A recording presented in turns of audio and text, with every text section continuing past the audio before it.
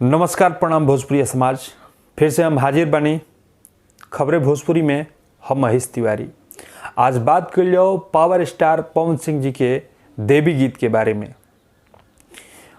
भोजपुरी समाज पवन सिंह जी के गाना खातिर पूरा व्याकुल बिया।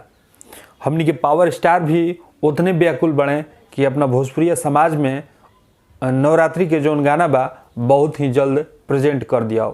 लेकिन बात कुछ ऐसा बा कि पवन सिंह जी के अभी शेड्यूल जौन बा बहुत ज़्यादा बिजी चल रहा बा। कुछ बॉलीवुड के बहुत ज़्यादा महंगा प्रोजेक्ट जौन बाड़ी सा प्रोजेक्ट पे अभी काम चल रहा बा। ओके चलते अभी हमनी के पावर स्टार जी जौन बानी कि देवी गीत के अभी तक ले रिकॉर्डिंग नहीं कर पाई। लेकिन बहुत ही जल्द वो गाना के रिकॉर्डिंग हो जाई और वो गाना सुने के भी मिली। लेकिन सबसे एगो अहम खबर ही बा कि पवन सिंह जी यह बारी फैसला ले बानी कि हम अब की बारी सबसे लास्ट में गाना छोड़म और सबसे कम गाना गाई। अभी फैसला पवन सिंह जी काहे ले बानी ये हम बता रहल बानी।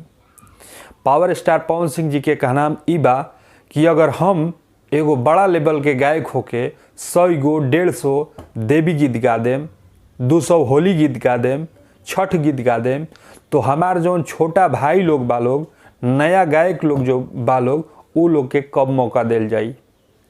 पवन सिंह के गाना अइला के बाद एक तरफा गाना बाजेला। वो अपना के कौनो बड़का स्टार कहस कि हम पवन सिंह के मुकाबला कर लेम, ई उनकर बुद्धि भ्रष्ट बा। हाँ, बुद्धि उनकर भ्रष्ट बा, तबे वो पवन सिंह से मुकाबला अपने आप के करेले या उनकर कुछ यूट्यूबर लोग बा लोग। पवन सिंह जी के गाना कबू आ जाई तो लोग इंतजार में रहेला। लोग के संगे संगे जितना भोजपुरिया समाज या कौनो सिंगर होखस जे गाना गावत हुई वो पवन सिंह के इंतजार में रहेला कि ये बारी पवन सिंह जी का गई हैं कि हमनी के का सीखे के मिली।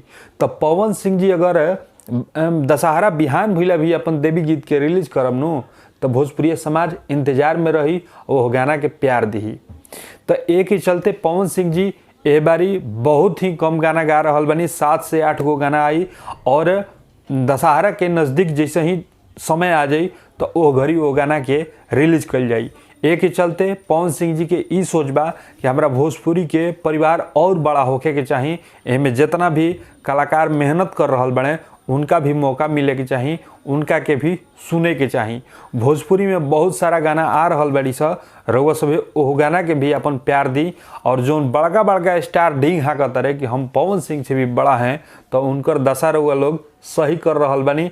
और ऐसे भी होखे के चाहिए, जेकर घमंड हो जाला घमंड भी चूर होखे के चाहिए।